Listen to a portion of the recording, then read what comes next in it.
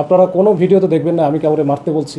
ছোট চাকু, কেচি, ফয়েল পেপার, হাতুড়ি, বাটাল, অমুক তমুক, এগুলো কি এটা এমনি এমনি থাকার কথা? তো আমার লাইফে আমার কখনো মনে হয় না যে সন্ধ্যার পরে কখনো আমি সরার উদ্যানে ঢুকেছি। আমাদের গত জাতীয় নির্বাচন হলো, এরপরে 21শে ফেব্রুয়ারি হলো। তো এই দুটোর কারণে আমরা কিন্তু দুইটা বড় বড় ইভেন্ট ছিল, আমরা কিন্তু কোনো দিকে চোখ দিতে পারি নাই।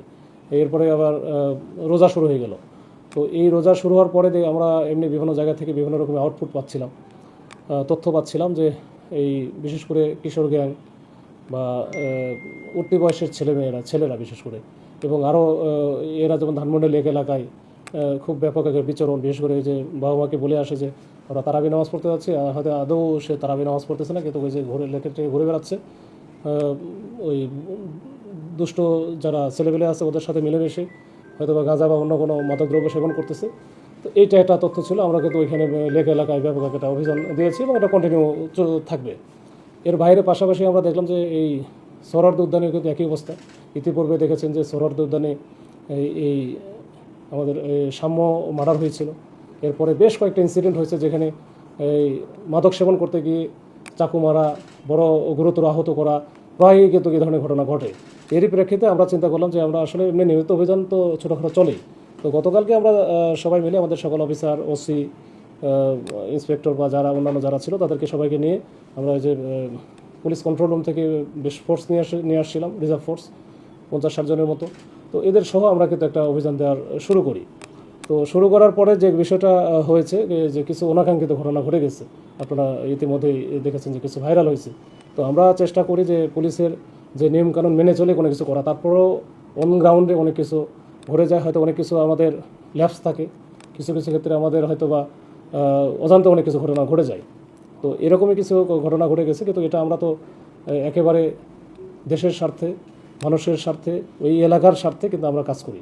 পুলিশ সবসময় তাই করে এবং আমরা সবসময় তাই করি, এবং আমরা চাই যে একটা সুন্দর মাদকমুক্ত এই সোহরাওয়ার্দী উদ্যান যেন মাদকমুক্ত থাকে, এবং সেই সাথে এখানে যেন কোনো মানুষজন নির্ভয়ে চলাফেরা করে। কিন্তু দেখবেন যে এই যে রাত 9টা-10টার দিকে ওইখানে কিন্তু এখন এই যে রোজা রমজানের দিন মানুষ তারাবি নামাজ পড়তেছে, ওইখানে কিন্তু ভালো লোকজন কিন্তু যাওয়ার কথা না, মানে গেটও বন্ধ থাকে। এর মধ্যে দেখবেন যে প্রচুর লোকজন, সবাই কিন্তু মোটামুটি ওই যে চিপাই চাপাই, তারপরে বিভিন্ন রকমের ওই জঙ্গলে টঙ্গলে বসে দেদারসে গাঁজা সেবন থেকে শুরু করে যে ইয়াবা সেবন এরকম করতেছে। তো এগুলো করে আমরা মাঝে মাঝে প্রায়ই ধরি। তো গতকালকের অভিযানও এরকমই ছিল। এর মধ্যে কিছু ব্যত্যয় ঘটলো। আমরা কিছু একজনের সাথে তো তর্ক বিতর্ক হচ্ছিল। তো তর্ক বিতর্কের পর্যায়ে থাকলে ভালো হতো, কিন্তু শেষটা যেটা হয়েছে আমাদের কিছু সদস্যের একটু বাড়াবাড়ির কারণে এটা অপ্রীতিকর ঘটনা ঘটে। এটা আসলে আমার কাছে মনে হয়েছে যে এটা একটা অনাকাঙ্ক্ষিত ঘটনা। তো ওটাই বলছি যে আরেকটা সাংবাদিকদের সাথে একজন সাংবাদিক এরকম যে একটা 4-5 জন আমাদের 4-5 জন বা 7-8 জন ছিল যারা একটু সাইডে চলে গেছিলো। তো ওখানে মনে হয় কিছু শিক্ষার্থী পরিচয় দিয়ে তারা গাঁজা সেবন করতেছিল। তো ওখানে ধরতে গিয়ে তখন আমাদের এক পুলিশের কনস্টেবলকে কিন্তু যে চাকু মারে, যেটা মাথায় একবারে ডিপ আকারে ঢুকে যায়।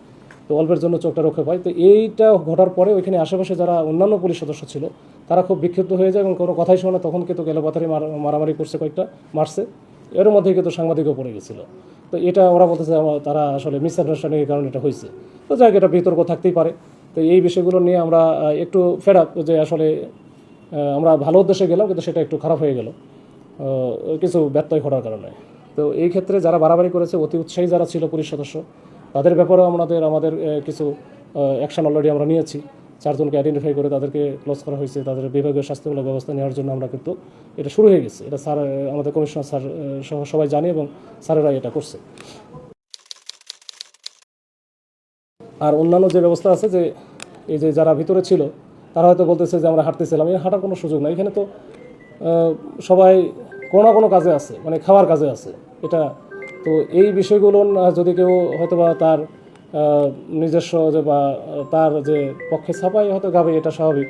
কিন্তু 9টা-10টার দিকে ভিতরে যে সোহরাওয়ার্দী উদ্যানের ভিতরে যেখানে একটু অন্ধকারও আছে, আলোও খুব কম, জঙ্গল আছে, এর মধ্যে বসে আছে। তো এর মধ্যে বসে থেকে মানুষ ওই সময় তো কোনো ভালো মানুষ থাকার কথা না, আমি যতটুকু আমার জ্ঞানে যতটুকু মনে হয়। তো যাই হোক, তো এই বিষয়গুলো ঘটেছে। একটা কিছু অপ্রীতিকর বা অনাকাঙ্ক্ষিত ঘটনা ঘটছে, সেই প্রেক্ষিতে আমাদের ব্যবস্থা নিয়েছি। আর এই মাদকের বিরুদ্ধে অভিযান আমাদের অব্যাহত আছে এবং চলবে।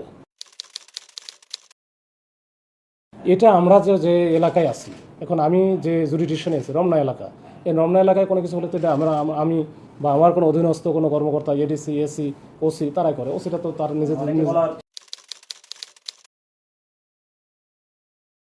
এটার সাথে ওটা কোনো সম্পর্ক নাই, এটার সাথে কোনো সম্পর্ক নাই। আমরা হচ্ছে খালি শিক্ষামন্ত্রী, তাহলে এই শিক্ষামন্ত্রী আসার আগে বহুবার হচ্ছে দেখেন যে আপনাদের ওই যে মিডিয়াতেও আছে যে সোহরাওয়ার্দী উদ্যানে আমরা মনে হয় 20-25 বার আমি নিজে গেছি, এবং আমার নিজের বাইরে তো বহুবার অপারেশন হয়েছে।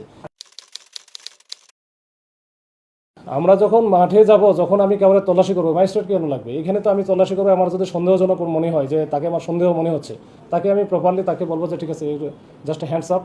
এরপরে আমরা অন্যান্য জিনিসগুলো যে আছে, যে হয়তো কেউ না কেউ তো আশেপাশে থাকে, থাকার কথা, তো তাদের সামনেই, এবং যে করছে সে তো নিজেও দেখতেছে, ওখান থেকে আমরা তাকেই বলি যে আপনি হচ্ছে আপনার পকেটে কি আছে বের করেন, আপনার মোবাইলে কি আছে, মোবাইল আছে কিনা বা মানিব্যাগ আছে কিনা বের করেন, বের করে আমাদের একটু দেখান।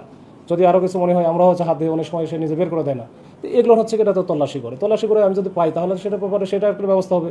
যদি কোনো কিছু না পাই, অবৈধ কোনো কিছু না পাই, অবৈধ পাইলে বৈধ কোনো কিছু পাইলে তো সমস্যা নেই, কিন্তু অবৈধ যদি কোনো কিছু পাই সেক্ষেত্রে তো আমরা অন্যভাবে আমরা প্রসিকিউট করি, যেটা আমরা থানায় নিয়ে যাই, ওখান থেকে আমরা মামলা। তল্লাশির সময় তো আমাদের সিআরপিসি আছে, পিআরবি আছে। তল্লাশির সময় আমরা যেভাবে তল্লাশি করি, তো হাউস তল্লাশি করতেছেন, এটা আমরা অন গ্রাউন্ডে একটা মানে হুট করে একটা যে আমরা কেবল কারো কাছে অবৈধ কোনো জিনিসপত্র আছে কিনা, সেটা মাদক হতে পারে, অবৈধ অস্ত্র হতে পারে, ছোটোখাটো অস্ত্র হতে পারে। তো এই অস্ত্রগুলো এটা আমি তো আপনার কাছ থেকে তল্লাশি করতেই পারি, সার্চ করতেই পারি। এটা তো পুলিশের এই ক্ষমতা তো একেবারে ইনহেরেন্ট পাওয়ার, এটা হচ্ছে সিআরপিসিতে দেওয়া আছে, আমার পিআরবিতে দেওয়া আছে। এটা যদি আপনি বলেন যে হ্যাঁ আমার কিছু তল্লাশি করতে পারবেন না, তাহলে তো এটা তো পুলিশের কাছে। আমি এটা হয় কখনো সারা বিশ্বের কোনো দুনিয়াতে কোনো পুলিশের আপনি বলতে পারবেন যে আমরা তল্লাশি করতে পারবেন না? তাও ওই জায়গায় আমি তো রাস্তায় দাঁড়ায় বলতেছি না, আমি তো যেখানে সেখানে বলতেছি না, এখানে বলতেছি না যে আপনারা তল্লাশি করলাম। আমি তো কোনো একটা স্পটে গেছি, তো যেখানে সাধারণত এই ধরনের ঘটনা ঘটে, তো ওইখানে গিয়ে যদি আপনি বলেন যে আমরা তল্লাশি করতে পারবেন, এটা কোন আইনে আছে? না, যাদের কাছে পাওয়া গেল না, এখন দেখা গেলো যে অনেকের বেশ কয়েকজন আছে যে যাদের যে তর্কাতর্কি হয়েছে, তাদের কাছে দেখা গেলো খাওয়ার জন্য যে এলিমেন্টস ইনগ্রিডিয়েন্টস দরকার, যেমন হচ্ছে এই যে ছোট চাকু, তারপরে যে কেচি, তারপরে ফয়েল পেপার, হাতুড়ি, বাটাল, অমুক তমুক, এগুলো কি এটা এমনি এমনি থাকার কথা? এটা এমনি এমনি থাকার কথা না, আমি জানি না এটা। আর ওইটা যদি আমরা ডোপ টেস্ট করতাম বা কোনো একটা ওই যে এই মাদক সেবনের জন্য যেটা, এটা হয়তো পেয়ে যেতাম, কিন্তু আমরা ওটা ওইদিকে যাই নাই। যখন শুনছি ঢাকা ইউনিভার্সিটির স্টুডেন্ট, আমরা কিন্তু আসলে খুব বেশি ইয়ার মধ্যে জানছি। ঠিক আছে, আমরা খালি এটা ইনশিওর করছি যে ভাই রাত্রে এই যে রোজা রমজানের দিন নামাজ কালাম পড়ো, না হলে তারাবির নামাজের সময় মানুষের ডিস্টার্ব করার দরকার নাই। যদি না মনে হয় নামাজ না বলে, কিন্তু অন্যদিকে এইখানে অন্ধকার, বিভিন্ন লোকজনের আনাগোনা থাকে, এইখানে কেন?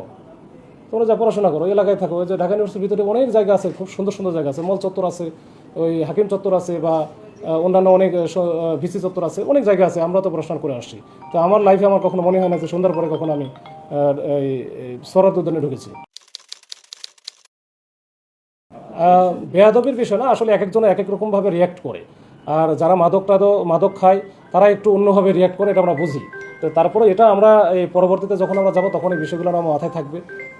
আমরা তো আস্তে আস্তে শিখি, তো শিক্ষা নিতে নিতে একটা পর্যায়ে গিয়ে আমরা হচ্ছে হয়তো বা একটা পর্যায়ে আমাদের যদি কোনো ব্যত্যয় থাকে, কোনো জায়গায় ত্রুটি বিচ্ছুতি থাকে, সেটাও সামনে আমরা হচ্ছে ঠিক করে নিব। কারোর সাথে কথা বলার ধরনের ক্ষেত্রে হয়তো বা মনে হতে পারে যে সে বেয়াদবি করছে, আমার হয়তো উল্টা দিকে আমরা রাগ করছি, তো আমরা এখন থেকে রাগ করবো না, মানে এই বিষয়টা এরকম আর কি। না, দ্বিমত পোষণ না, যে আমি যেটা করতে চাই, যে আমি যদি তাকে সার্চ করতে চাই, সে যদি আমাকে সার্চ করতে না দেয়, তাহলে তো এটা বাধা না, তাহলে তো অবশ্যই তাকে আমি নিব। আচ্ছা, এই বিক্রেতাদের আচ্ছা এটা গিয়ে একটু ওই যে আমাদের এই যে তালিকাটা, যে আমরা গত 2 মাসে কি করছি, তো আমি যতটুকু জানি যে গত 2 মাসের মধ্যে আমরা এই শুধুমাত্র সোহরাওয়ার্দী উদ্যান থেকে মনে হয় 100-র মতো যারা মাদক ব্যবসার সাথে জড়িত, এই যে বিশেষ করে মহিলারা, এদেরকে কিন্তু ধরে, এবং এটা কিন্তু আমাদের জুডিশিয়াল ম্যাজিস্ট্রেট যে আছে মোবাইল কোর্ট করে, তাদের মাধ্যমে আমরা কিন্তু বিভিন্ন মেয়াদের সাজা দিচ্ছি। এটা তো 100-র উপরে হবে, কিন্তু এটা কেমনি যেন আমরা বুঝি না, যে যতই আমরা দিচ্ছি নতুন নতুন আসতেই থাকে, মানে এটা বন্যার পানির মতো কোনো না কোনোভাবে চলে আসতেছে। তো এইটার আসলে কুল কিনারা আমরা পাচ্ছি না, এটা আরও ওয়াইড রেঞ্জে কাজ করতে হবে। এখানে কিন্তু শুধু আমরা কাজ করি না, এখানে ওই যে মাদক দ্রব্য কাজ করে, তো এখানে প্রক্টোরিয়াল টিম কাজ করে, তো সবাই মিলে আমরা চেষ্টা করলে হয়তো এটা হবে ইনশাল্লাহ। কালকে দেখেন, আমরা যখন দায়িত্বে থাকি, অনেক কিছু দায়িত্বে থাকলে এটা দায়িত্বের ক্ষেত্রে অনেক কিছু করতে হয়। আরেকটা জিনিস বলি, আপনারা কোনো ভিডিওতে দেখবেন না আমি কাউরে মারতে বলছি, নিজে মারছি, বা নিজে পিটাইছি, বরঞ্চ আমি হচ্ছে কেন যখন ওরা মারতেছিল আমি ঠেকাতে গিয়ে কিন্তু আমার কালকে মাথায় বাড়ি লাগছে। তো বিষয়গুলো না, এখন যদি আমাকে ইন্টেনশনালি টার্গেট করে যদি কোনো একটা পক্ষ কাজ করে, আমি আমার তো মনে হয় যে টার্গেট করে, একেবারে টার্গেট করে আমি কোনো রকম কোনো কিছু না, আমি তো তাহলে আমার দায়িত্ব পালন করবো না। আমি তো এখানে যদি না গিয়ে অপারেশন না করে আমি তো বাসায় গিয়ে শুয়ে থাকতে পারতাম। আমার কেউ কিছু বলতো তার মানে কি কেউ টার্গেট করছে আপনাকে? না, কোনো কোনো গোষ্ঠী পক্ষ এরা তো অবশ্যই টার্গেট করে এগুলো করতেছে। এই যে ফেসবুকে তো এই একের পর এক এটা তো আমি বলি সাইবার বুলিং টাইপের। আমি কোনো কিছু করি নাই বা করতেওছি না, আমি যেটা আমার দায়িত্ব সেই দায়িত্বটা পালন করতেছি। তা আমার দায়িত্ব আমাকে পালন করতে দেবেন না। আমি হচ্ছে কথা, আপনি যে ওই সোহরাদ উদ্যানে এখনই কোনো ঘটনা ঘটুক, যে কেউ একটা মার্ডার হোক বা কোনো একটা বড় ধরনের ইনসিডেন্ট হোক, তখন তো আমারই ধরবেন যে আপনারা কী করছেন। এর আগে যখন সাম্য মার্ডার হলো তখন তো আমাদের দিকেই আঙুল তুলছে যে এখানে এই এত ঘটনা ঘটতেছে বা এখানে মাদকের আখড়া, আপনারা বসে আছেন, তখন আমাদের দিকে আঙুল তুলছে এবং বিশ্রী ভাষায় গালাগালি করছে। আমি জানি না, এটা তাদের বিষয়। এখন তো এটা তো তাদের মনেই আছে, এখন সরাবে না এখন কি করবে সেটা তো তাদের